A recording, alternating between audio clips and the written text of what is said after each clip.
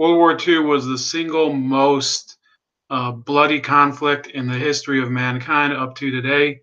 And there's estimates that up to 60 million people were killed, which at the time was 3% of the human population of the earth. So it should be clear that nobody thinks that World War II was a good thing. Nobody thinks that most people don't think that the Holocaust was a new thing. Was a good thing. I don't think it was a good thing. However, seems to be a certain loss of real tact among certain people who are trying to censor free speech nowadays, given what happened during World War II. So obviously, if you're not living under a rock on YouTube, you know of what's going on with Count Dankula, who was a Scottish shitposter, troll, and YouTuber who basically had a video where he filmed his dog learning how to give the Hitler salute in order to piss off his girlfriend. He is now awaiting sentencing for a hate crime. There's claims that his action was grossly offensive. If you watch the video, it's really just one of this guy showing his dog a bunch of Hitler videos and telling him to raise his hand by saying the salute, the Sieg Heil salute. So this is one of the worst instances of censorship that has ever occurred. Almost nobody really cared about this. The only group that did was a small advocacy group in Scotland for the Jewish community there. I happen to be Jewish. I could care less about some dude trying to piss off his girlfriend by having his dog raise its hand in a Hitler salute. But if that's so offensive, then how come up until now World War II and Nazism have been lampooned by all sorts of creators? I'm going to show you this clip from, this was 1968. You might recognize the production here. This is here. I don't think you'll be able to hear the sound.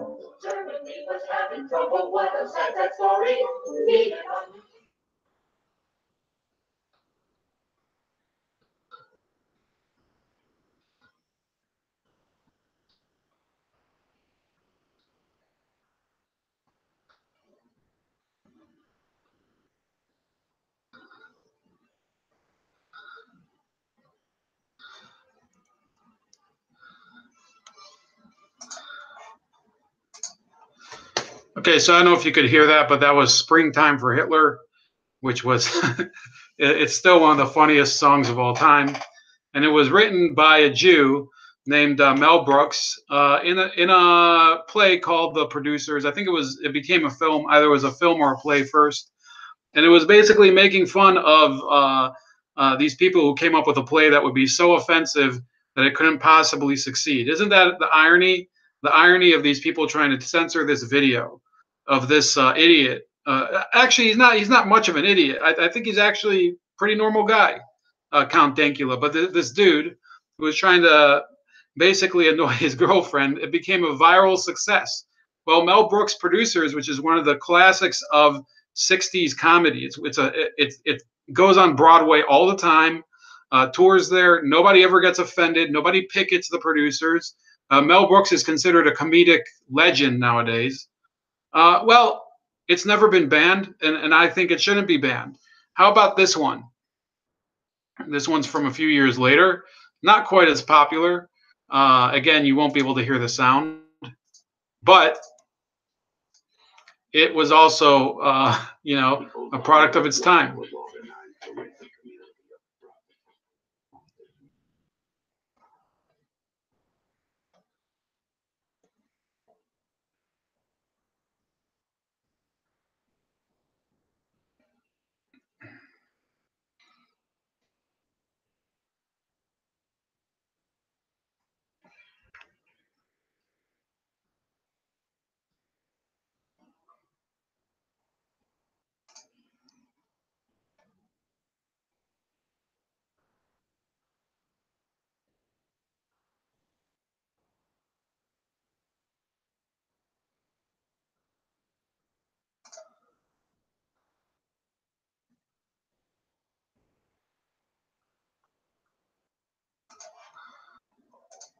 Okay, so that one's not quite as famous. It's called the Blackest Topo. And it was never banned. I think it was actually produced in Italy or something, but I could be wrong. Anyway, what the hell? Did that get banned at the time? This was a film that wasn't even a joke. That you had these black militants who decided, oh, it's not enough to be black militants. We have to become the Blackest Topo. We have to get really fucking militant and become basically like Nazis. It was a fucking film. It's a fucking film. No, it didn't get censored. You know, it did get censored to the degree where you put somebody in prison for it, and you shouldn't have, because the film was kind of a parody. It was a blaxploitation film. That's what they called them at the time. Shaft, Superfly, Dolomite, Foxy Brown. It was from that era. And you know, it didn't do so well, but nobody got bent out of shape. Nobody got butthurt over this. What about this one?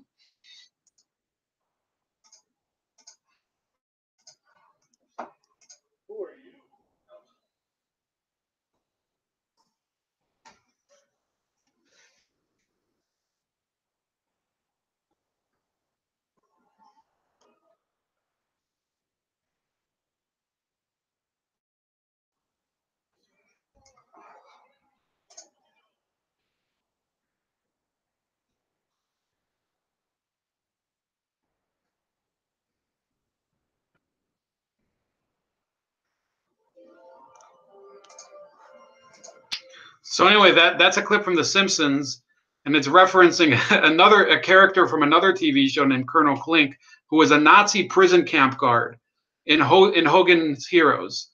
Hogan's Heroes was a '60s comedy. I think it was the '60s or the '50s comedy that it featured American POWs in a Nazi prison camp, and they still made fun of it in the '90s on The Simpsons.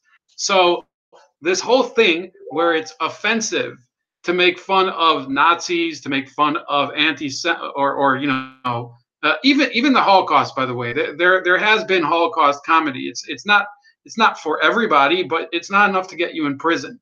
And why do I say perception is reality? For these people who can't understand the joke, yeah, perception is reality. They think that this is anti-Semitism and that's offensive. What they don't understand is that to the rest of humanity, the people who are looking at this normally, who have seen films like The Producers, who have watched Hogan's Heroes, who've seen, I don't think anybody has seen Blackest Topo, but that's a personal favorite of mine. That little clip is so funny. It's irony. It's an issue of deciding what's your taste and what's not. It shouldn't be what should land people in prison, and that's why perception is reality here.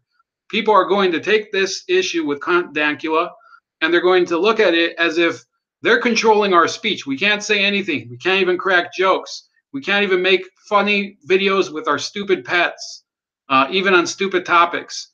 And that's the Count Dankula issue. And for those of you that are against this, please join me. I write on the Hard News Network. You can find me here on Bold Like a Leopard. And, you know, all of the other creators that I work with or talk to, you know, Derek Blackman, I recommend you check out his channel. Chris Ray Gunn, Anthony Brian Logan, all those people. You can see, everybody knows this is a multicultural coalition of people who they're all united in defense of freedom of speech, because this is ridiculous. Perception is reality. And the reality that people are seeing from this from perceiving this is that their freedom of speech, their freedom of expression is being abridged in order to control society and in order to take away power from the individual and the citizen. So please comment the video, share the video, subscribe to the channel. As always, please look at my other social media pages. Please see the other creators that I talked about. And let's keep talking about the things that really matter to us.